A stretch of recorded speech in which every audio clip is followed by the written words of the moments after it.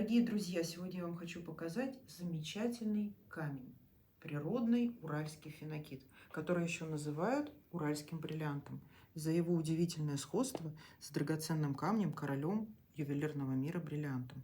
Посмотрите, пожалуйста, мы огранили два фенокита в форме сердца, насколько они отличаются друг от друга. Этот имеет неуловимый чайный оттенок, ценится высоко и встречается очень редко в природе. Смотрится он великолепно за счет преломления света и полной бриллиантовой огранки.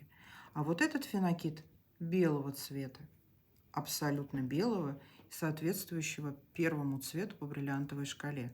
Он тоже удивительно выглядит и тоже очень-очень редко встречается, но намного чаще, чем цветные фенокиты.